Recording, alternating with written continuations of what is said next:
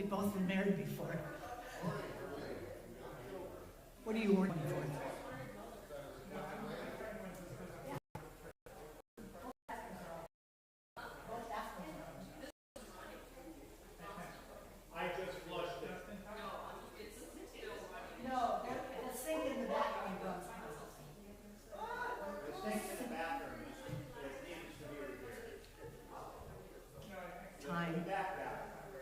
Mike. 30 seconds.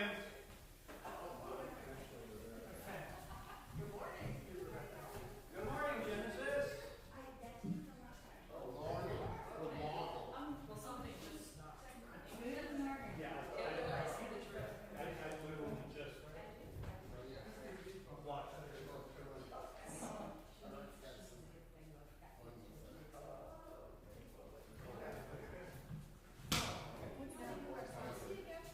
What's the name of our first song?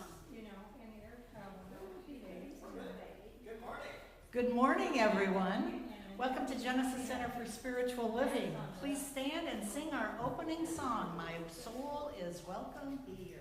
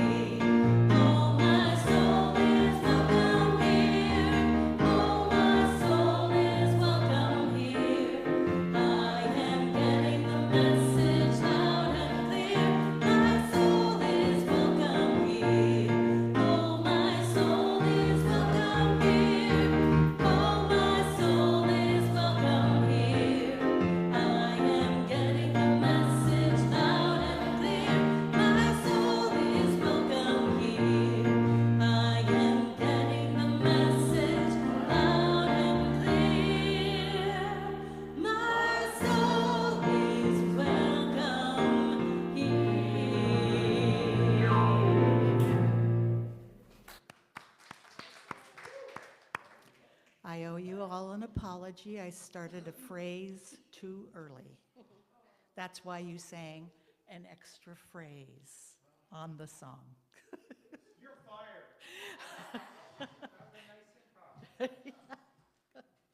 Well, I guess what's the first line?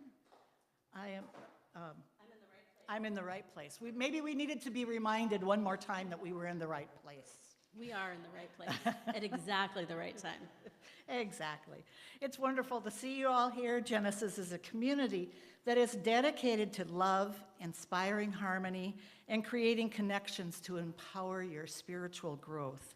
And we love that you are here to share in that with us. My name is Cynthia Zink.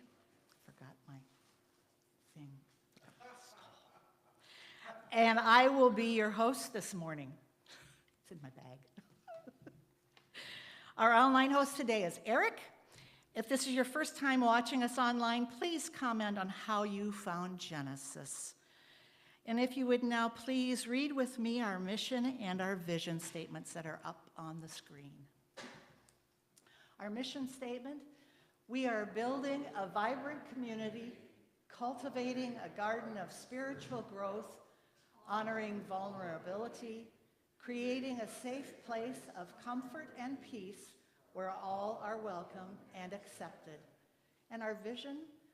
Genesis is a bright beacon with an unshakable heart of love, accepting all. A home for the soul where we each creatively express our spiritual brilliance. And so our announcements for today, I'll read fast because there's lots. Reverend James will be offering Essential Earnest Homes. There he is.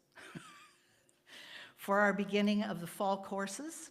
This class is offered online for 10 Wednesdays from 6 to 8 p.m., beginning on September 11th and running through November 20th, based on the book Essential Earnest Homes by Jesse Jennings, and optionally, you can also read The Science of Mind by Ernest Holmes himself. The course offers a deep exploration of Holmes' wisdom, highlighting his introspective and visionary writings. Participants will learn to apply his teachings to personal and global challenges, emphasizing the power of human choice and the timeless relevance of his insights. The cost is $295 if registered before September 1st and $325 from September 1st forward. Secondly, we are offering a foundations class that begins October the 8th. I am teaching that. It's called Change Your Thinking, Change Your Life. It will be on 6 Tuesdays from 6 to 8:30. The course provides a comprehensive understanding of how to integrate science of mind teachings into daily life through lectures, through experiential exercises, and interactive discussions. Students will uncover limiting beliefs, thoughts, and behaviors related to relationships, money, and health, gaining practical tools to cultivate thriving relationships, unlock abundance and prosperity, and promote overall well-being. Early registration tuition is $190 before September 29th, and full tuition is $220 from that date onward. Next, we would like to give you extra support in celebrating a milestone or facing a loss. Let Genesis Garden of Love be your voice. With your permission, we'll share your news with the community. Prefer a more private touch? Our caring practitioners can start a heartfelt prayer for you. So reach out to info@genesiscsl.org or see a practitioner after the service. I am your practitioner on duty today, so I will be over here following the service. Tomorrow is the famous Healers and Hunters Men's Group. How famous is it?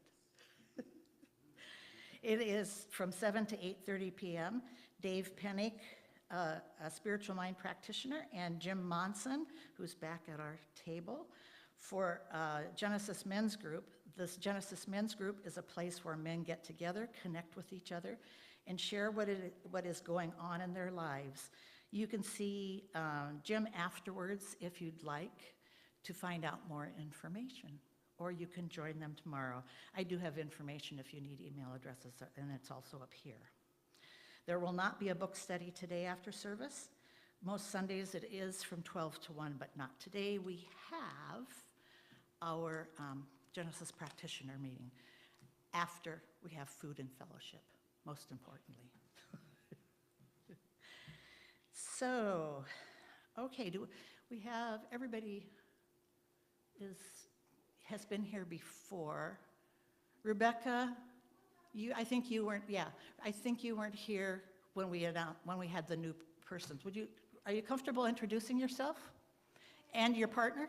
Hi everyone, I'm Rebecca Winston, and I have attended CSL and other locations, Seattle and all. I have a service dog right here that I'm training, so if you please just ignore him. Don't ignore me, but just ignore him. That's the best way. Yeah. He's very friendly. He wants to say hi to everybody, but his job is, this is his job right here.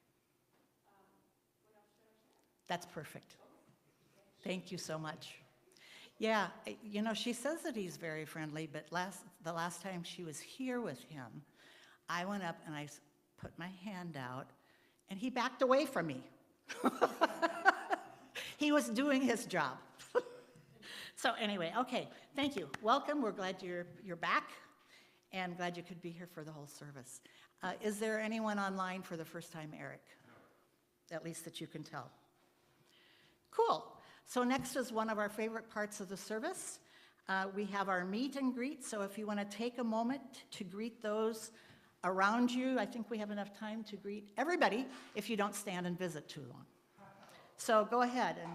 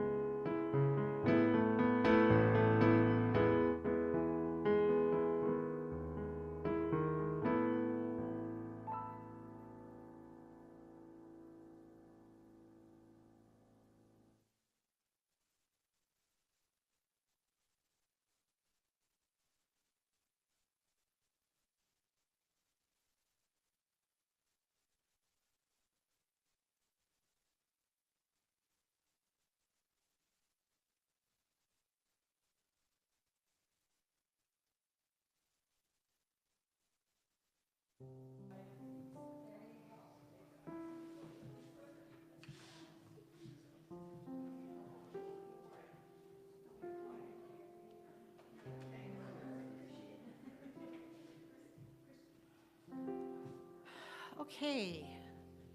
So as we come back together, I would like to acknowledge those who are in service today. Our morning greeter was Christy Randolph, is Christy Randolph. Michael Johns is our projector and video person. Christy is also going to do the offering for us when it comes time to gather the offering and prayer cards.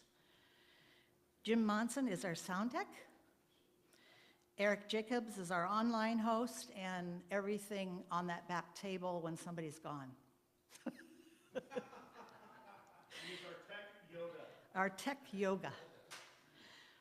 And I am the service practitioner today. And I's name is what? And I's name is I, me. Cynthia Zink is the service practitioner, and I'm glad that you're all here this morning. So now we move into our part of the service where we center and take a deep breath and align ourselves and connect ourselves to Spirit. If you would like to stand and join me.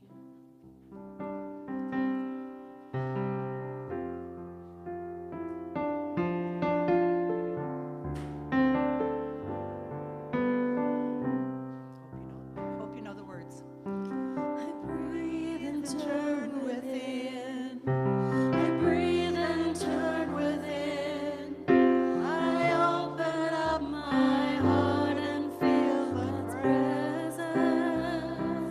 I breathe and turn within. I breathe and turn within. I open up my heart and feel God's love.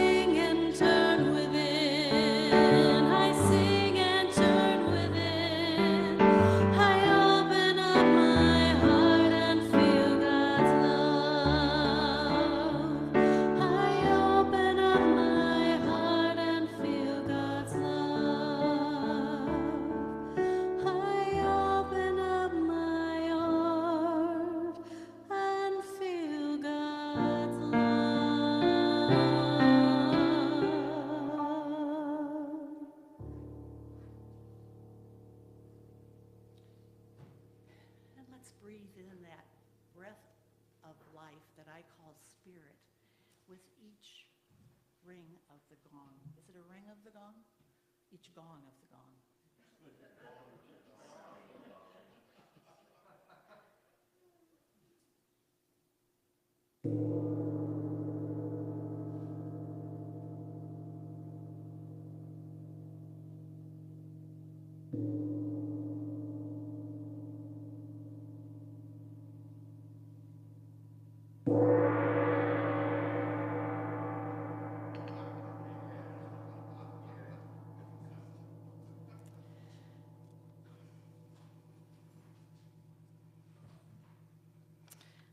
I've chosen a reading today regarding World Humanitarian Day, which is tomorrow. It's always on August 19th.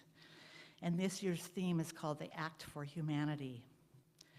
On the 19th of August each year, we celebrate World Humanitarian Day, the purpose of which is to raise awareness of the plight of civilians around the world who have become caught up in conflicts, and to also honor and raise support for the humanitarian workers who risk and sometimes lose their lives to help. Over 130 million people throughout the world are currently in crisis, either through war or natural disasters, and are in need of humanitarian aid. The holiday was founded in 2008 by the United Nations in remembrance of the deaths of 22 UN aid workers, including Sergio Vieira de Mello, in a bombing of the United Nations Baghdad headquarters in 2003. Sergio was born and raised in Brazil and worked for 3 decades to aid victims of armed conflict by bringing them relief and making sure their plight was heard globally. Each year, World Humanitarian Day focuses on a theme, bringing together partners from across the humanitarian system to advocate for the survival, the well-being, and the dignity of people affected by crisis, and for the safety and security of aid workers. This year's theme is Act for Humanity, and it focuses on addressing the alarming rise in attacks against humanitarian workers and civilians. One of the groups that volunteers for this is called the White Helmets. They are Syrian volunteers who help people in need during disasters. And they have a motto from the Quran that says, "To save a life is to save all of humanity." Since 2013, more than 130 White Helmets have been killed. In that same period of time, they have saved over 58,000 lives. So I'd like for you to join me now in prayer.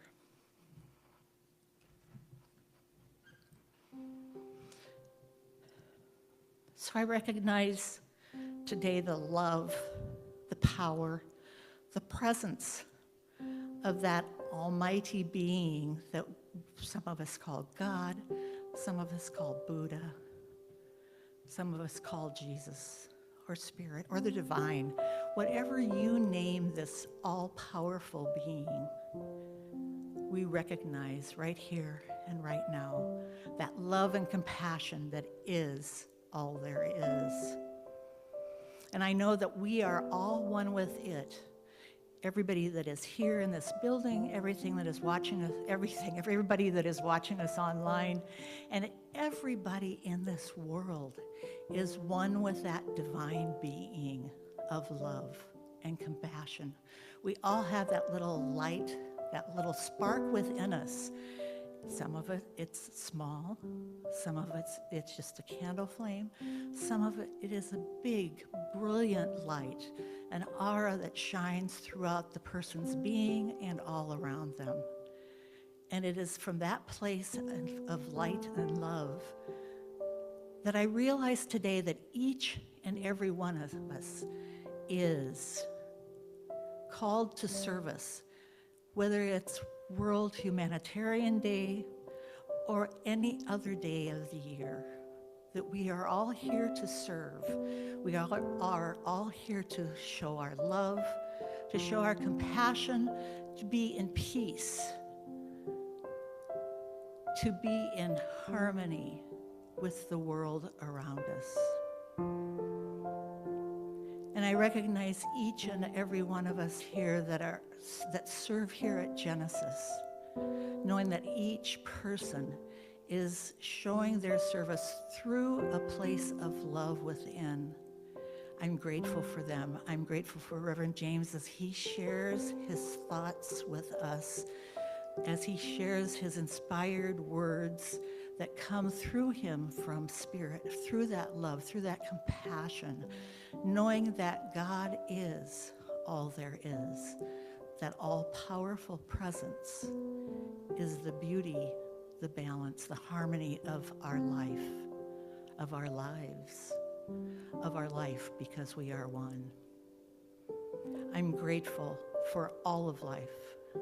I'm grateful that I am here this morning, and I release these words now into the power and action of the law, knowing that all is well and that all is good, and so it is.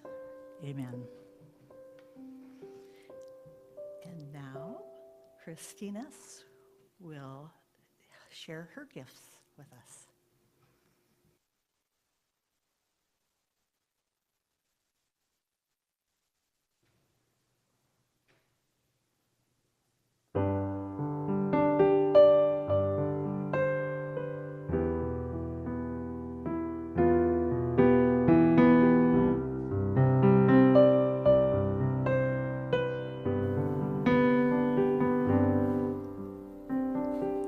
God loves a mother's tears in the dead of night. Or a lullaby better than an hallelujah sometimes. God loves the drunkard's cry, soldiers plead not to let him die, better than a hallelujah sometimes. We pour out our miseries, God just hears a melody. Beautiful the mess we are, the honest cries of breaking hearts are better than a hallelujah.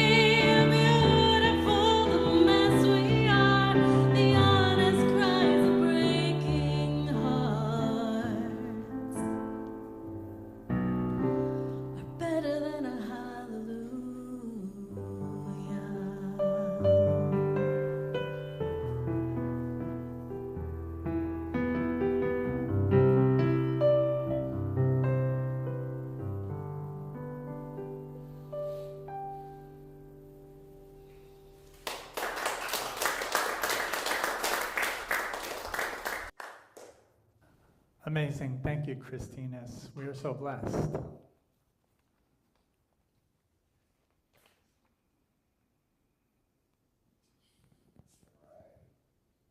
So, right, this is where we're going, and I'm going to start off with a joke. So the Pope was sent to heaven. The Pope died and went to heaven, and he was met by St. Peter at the pearly gates. And St. Peter said, "You were such a good Pope. Tell me what would make you happiest, and I will see that you get it." The Pope was thrilled. "I'd like to read the original words of Jesus." Throughout the years, Jesus gave instructions to people for living a godly life, and who knows what might have changed since he first said it. St. Peter said, "We have a library here containing the original words of all the holy people of every religion." So the Pope settled in to read. A few hours later, St. Peter heard terrible moans and wails coming from the library. "Oh, no, no, no!" And St. Peter said, "What's wrong?" The Pope staggered out, bereft, holding his head in his hands. He blurted out, "I can't believe it. The word wasn't celibate, it was celebrate."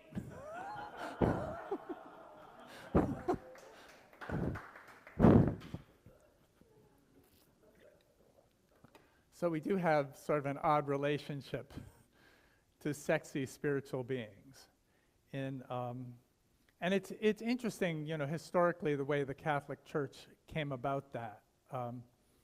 At first, popes could get married. In fact, one pope was the father of another pope. But this was in 9/11, not 2000, not September 11th, but the year 911, which was before. It was in 1123 when they decided to make celibacy mandatory for priests. And the reason they did that was a lot of people were getting to be priests by their dads buying them a church and putting them in that position. And then they would get a wife and have a family, and then they'd pass on the priest job to their son. And in too many cases, the people who were ending up as priests weren't interested in the church. They just wanted the income. And so people were actually giving up going to church because the children of the former priests were doing such a bad job, they were completely uninspired. So they said, "Okay, let's put a stop to this. If we say you have to be celibate, at least we're not going to have the children of priests taking over." Now, they caused another problem, but they did solve the problem they had in 1123. During the Protestant Reformation, the Protestants noticed, 400 years later, that in fact there's no biblical, as St. Peter found out, as the Pope found out in heaven, Jesus did say celebrate, not celibate. And so this is the origins of our sort of odd relationship to pleasure and spirituality. In Hinduism, they actually also have more of a balanced relationship. They say you should have 4 goals in life. And the first one is artha, figuring out how to make it in life, how to have a job, how to support your family, how to have a family, how to be a good citizen. And the second one is kama, as in Kama Sutra. And kama means love, and pleasure, enjoying yourself. So this is one of the two. And then the next two are dharma, finding your place in the universe, and moksha, freedom. So the kama is interesting.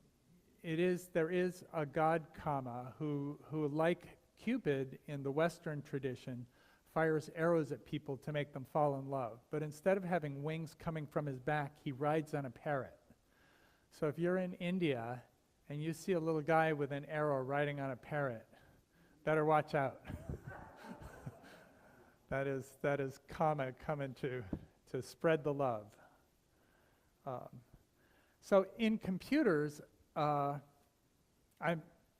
a computer scientist of many years standing, and for many years, sexy has had a different meaning in computers. It describes exciting or cutting-edge technology. Sexy is a metaphorical way of saying the technology is attractive, appealing, or innovative. It has a certain allure or cool factor that makes it stand out.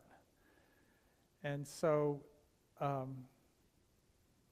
the sexy is technology that attracts our attention or imagination. And so I like this. I am a sexy spiritual being. We are sexy in many ways. We are cool, we have a certain allure, we're useful, we're innovative, and we are part of embodied spirituality. We can enjoy all the pleasures of life, pleasures of the flesh, pleasures of the mind, pleasures, and spiritual pleasures. So let's say this together 3 times. I am a sexy spiritual being. I am a sexy spiritual being. I am a sexy spiritual being. So this is what we are. This month, August, our theme has been the unstatus quo, looking at things differently, moving away from the status quo. And for many people, spirituality and sexiness don't go together, but in fact, I think spirituality is really the sexiest thing you can do or be. Our book for the month is Spiritual Bypassing, when spirituality disconnects us from what really matters. And so I think my goal in this sermon is to reconnect us to what really matters, that spirituality can reconnect us.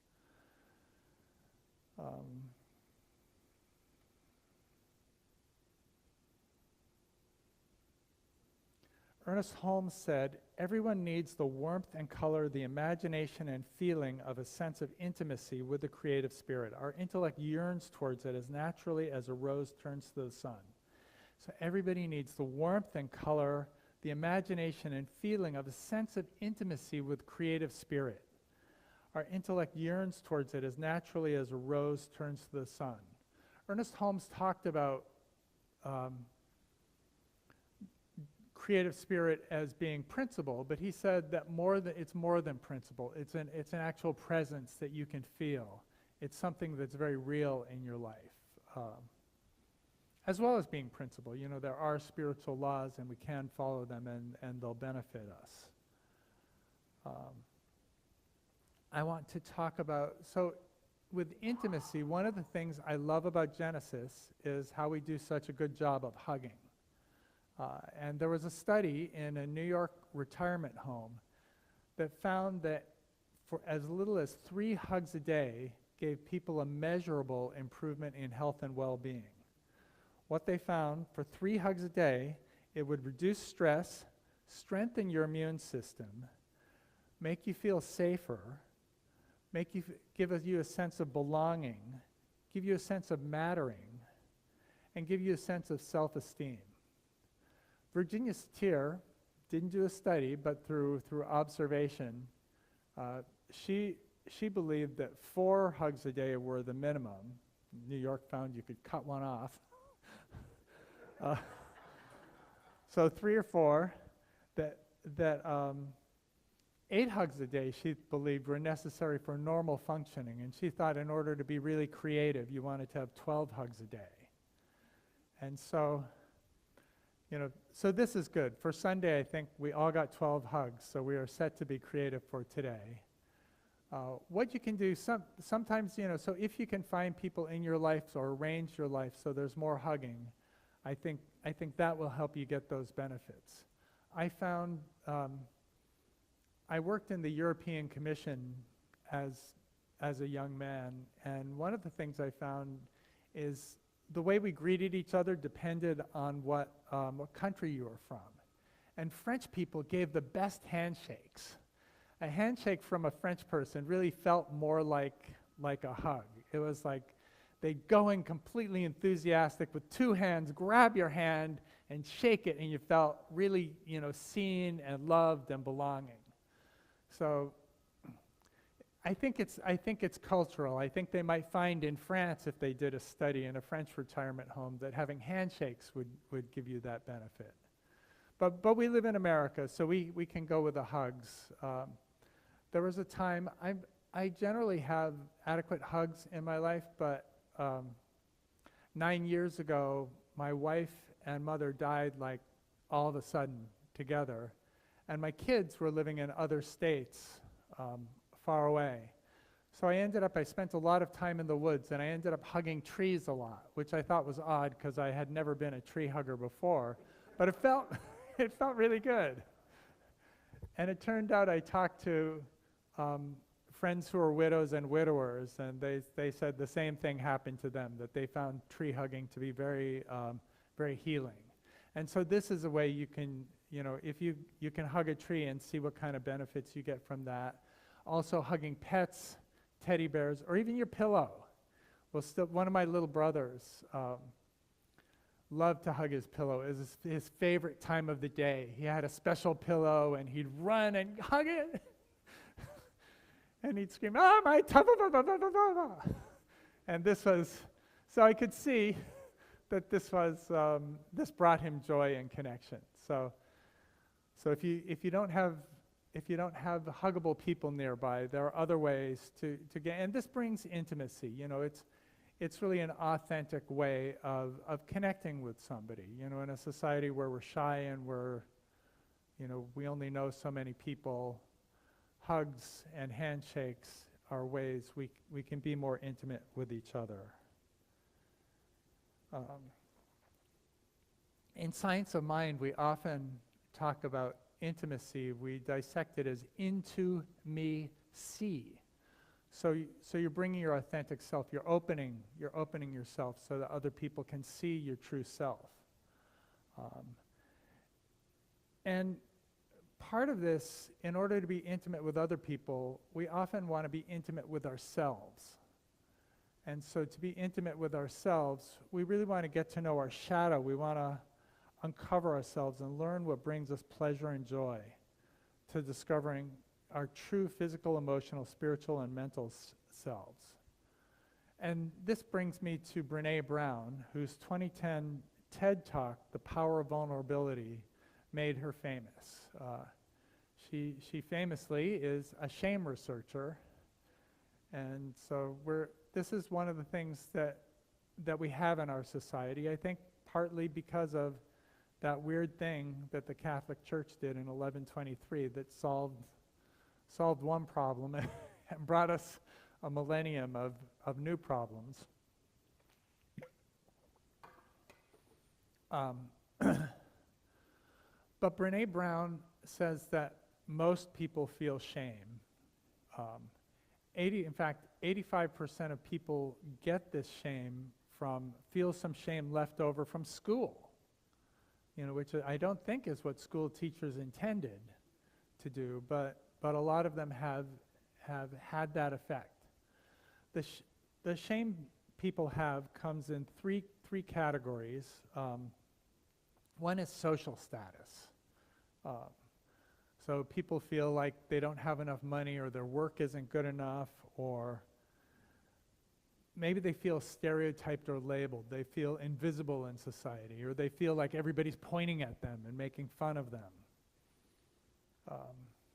condemning them. The second one, besides social status, is relationships. A lot of people feel, on their motherhood and fatherhood, that they won't be prepared, or they aren't prepared to be the best parent they could be. They might have fear of judgment from their family or about their family, fear of loss, fear of not being stable enough. And if you've had any trauma in your life, you might have fear of safety. You might feel like you're unsafe, or like you're not worthy of having survived the trauma. Often, people who survive disasters are like, why did I survive? These people were so much better. And so there can be a shame over the simple act of still being alive. And then the one that's most related to our theme today is body shame. Shame, that we're We aren't beautiful enough, we aren't thin enough, we aren't healthy enough, we aren't smart enough, we aren't strong enough. In addiction, addiction can tackle our fears or self-medicate our fears of not being happy, never being happy enough, alive enough, or peaceful enough. There's a lot of unworthiness we can feel. And so these kinds of shames are ones that Brené Brown talks about, that are, many of them, elements of them, can be in each of us. And it's not just school, our parents do it, sometimes our siblings will do it. And one of the sad things about siblings is, siblings, your siblings know all your triggers. And when you get in a fight, that's when they'll come out. They'll come out unbidden from their subconscious. It's not that they necessarily intend to hurt you, although maybe some part of them does. But they have those tools. So what I want to do right now is lead us in a little closed eye exercise to sort of to bring in our shame triggers and see if we can sort of welcome them and let them go. So so if you can put your hands on your heart, if you like, and breathe into your heart.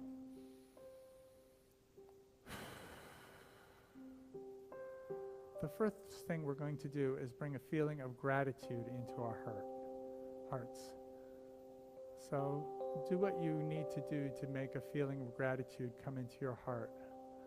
I suggest a beloved pet or a beloved family member, or think of any event or occasion that you're just grateful for. Like this beautiful congregation. And so as you feel the gratitude flowing into your heart, filling your heart, we notice that it flows rapidly, and it expands and fills our whole bodies. And this love, this gratitude, this ease is our very nature. We are full of it, and we notice that let's just allow ourselves to lay back into this love, into this gratitude. And notice that it surrounds and interpenetrates us. It is our very nature. We are that love. We are beloved. We are loving. And we rest in it for a moment.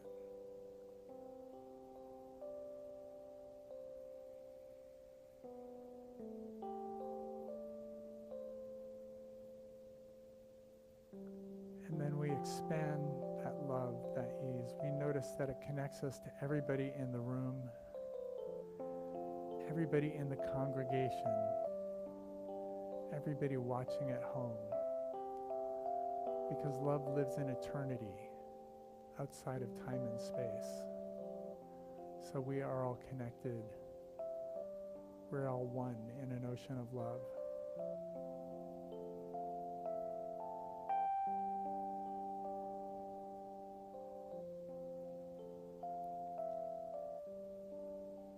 And from this place of love, let's just see and invite in if there's any part of us that would like anything about us to be different than it is. To change the past, to change our bodies, to change anything in the world. And let's just invite that thought in, that need for ourselves or the world to be different, for something to be not what it is.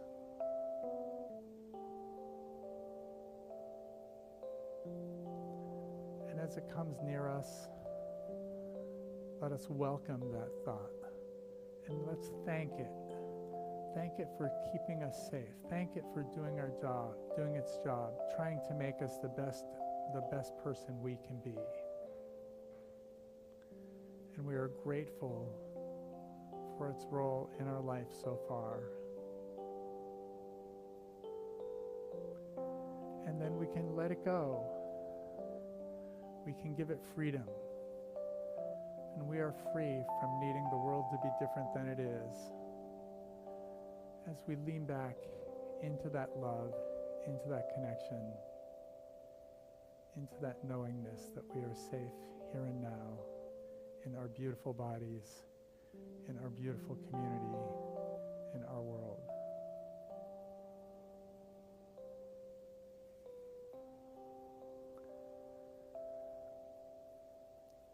And now let's see if there's any thoughts of needing approval, of craving approval from outside of ourselves. If there's a part of us that really wishes to control how other people feel about us. And we welcome that part of us, and we embrace it. And we thank it for watching out for us, for trying to make us the best we can be, for being as helpful as it knows how. And then we invite it to go. We let it go. We set it free so that we no longer crave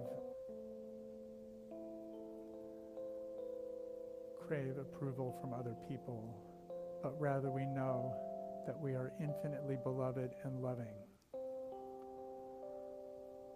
We are part of a wave of love. We are part of an ocean of love that connects us all together. And from this ocean of love, we know that we are safe, we are secure, we are connected. We are one with everyone else in our world, and simultaneously we are a unique individual completing the mosaic of the universe. We lean into our oneness and we welcome our individuality.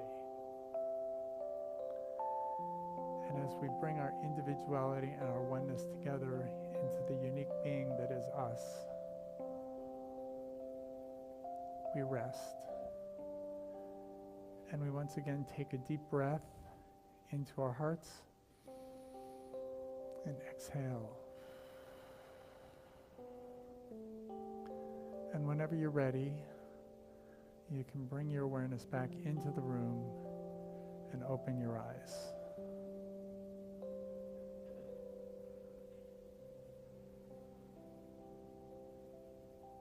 So, thank you, ChristineEss, and thank you, everybody. So the science of mind proclaims the spiritual nature of humankind. It removes fear by introducing love. It places us in the mind of God as some part of eternal wholeness. This is Ernest Holmes. Everyone needs the warmth and color, the imagination and feeling of a sense of intimacy with the creative spirit. Our intellect yearns towards it as naturally as a rose turns to the sun. One of the things, as we come to know ourselves better, one of the things that's been inspiring to me is sort of the U-shape of happiness throughout our lives. That generally people, in America, and I think in the world, are happy at age 18. And as they get older, they get a little less happy until it's sort of a nadir of happiness around age 40. And I found this out when I was age 40, and I was wondering why I was unhappy. And what I liked is that it's the other part of the curve. From age 50 on, we generally get happier every year. And so this is one of the things I didn't mention about shame. A lot of people are ashamed or worried about aging. Our bodies become less capable. We become more wise. We become more connected. We get to know ourselves better as our bodies become less capable. And We become, maybe less conventionally beautiful, maybe more uniquely beautiful. But this is our fate. And whenever I was unhappy at age 40, I thought, I'm going to be a very happy 70-year-old. And this is something I can look forward to, and this is going to get me through this time. When I was 40, I had the world was on my shoulder. I had departments to run, engineering missions to fulfill, a family to connect with and to bring up, and I had to make it all happen. I was good at leaning into my community, but I also felt a big weight on my shoulders, and it's nice but it comforted me to know that as I got older, I would feel less of the weight and more of the happiness and wisdom. And I think we do that too. This is one of the ways we can lean into our aging and the wisdom we gather from that. I used to have a worm bin. I'm going to talk about embodied spirituality, but it starts with my worm bin. And I had a little compost with kitchen. I'd put my kitchen scraps in along with some yard waste, and little red worms lived in my compost bin. And I didn't know this at the time, but there's a poem called Feeding the Worms by Danusha Lamaris. And Danusha says, ever since I found out that the earthworms have taste buds all over the delicate pink strings of their body. So worms, their taste buds are on the outside. I paused dropping apple peels into the compost bin, imagining the dark, writhing ecstasy, the sweetness of apples permeating the worms' pores.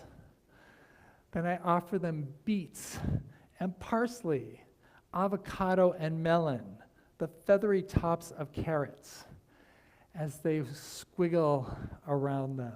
I'd always thought there's a menial life, eyeless and hidden, almost vulgar, though now it seems they bear a pleasure so sublime, so decadent, I want to contribute any way I can, forgetting a moment my place on the menu. So we feed worms, and then we feed them in lots of ways, I suppose. Ernest Holmes says, we are so intimately connected with the universal creative God power that it is impossible to get away from it. Hence, we never have to wonder whether or not we are in touch with it. It is where we are and where we are in it. It is in us, it's around us and flowing through us. So Ernest was down with this embodied spirituality. He could, you can tell from his words, he could feel the Spirit within him. He could feel the Spirit connecting us.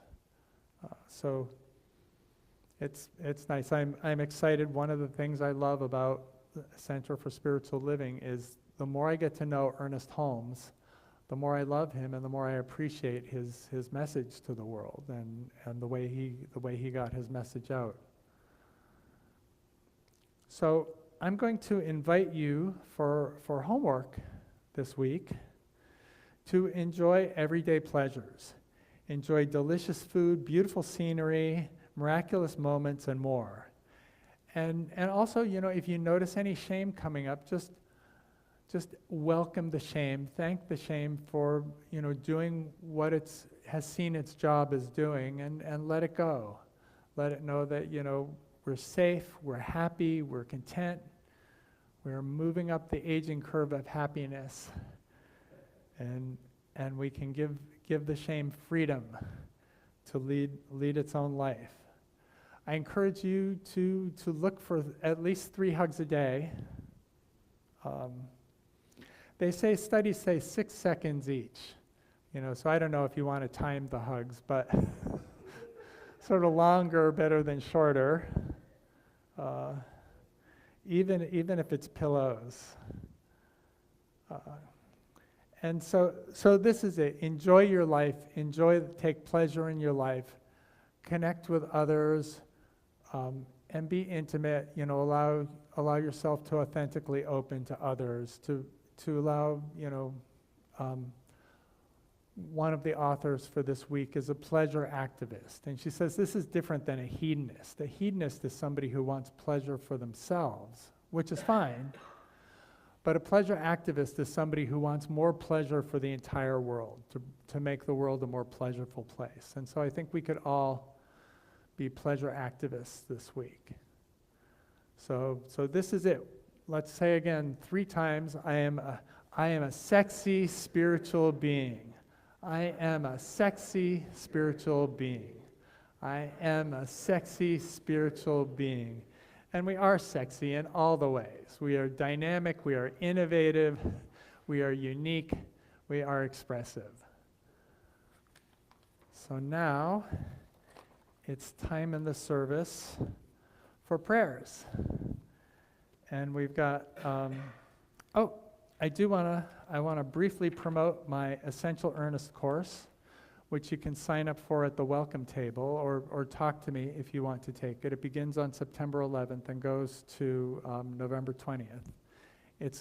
There are no requirements for the course, so anybody can take it if you like. And next week, I'm going to be off on a trip, so it's going to be the wonderful Eric Odell talking about how to stay sane through this political season. So you won't want to miss him. In fact, that may be my prayer demonstration, is that Eric Odell agreed to come and teach a sermon on how to stay happy through the political season. And then on the other side, you can write prayers for anyone or anything, knowing that our prayers tend to manifest.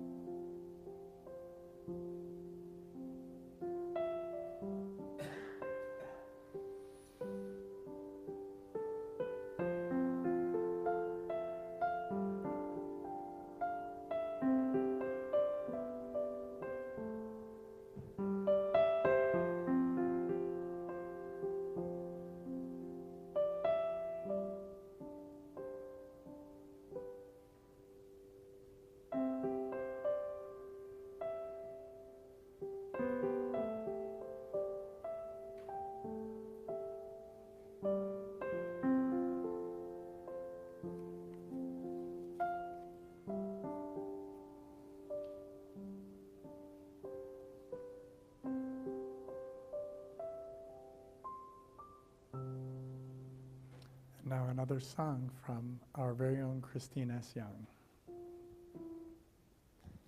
Where I am, God is. Where I stand, God is standing strong. Where I breathe, God is breathing life in and as and through.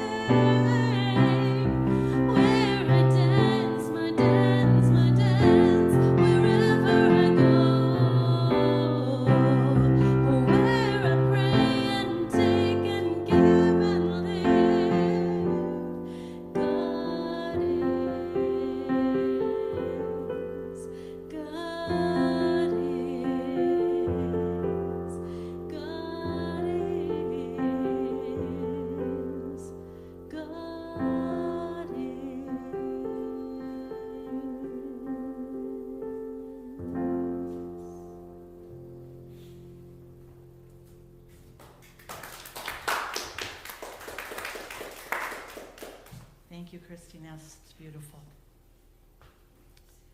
So you folks have all filled out your prayer cards. Our center is supported by God, and we welcome you to be part of how God's support shows up. If you are on Facebook right now, please visit our website at genesiscsl.org, or you can text your tithe to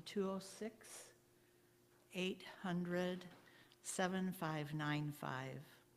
And let us take a moment to craft our financial gift.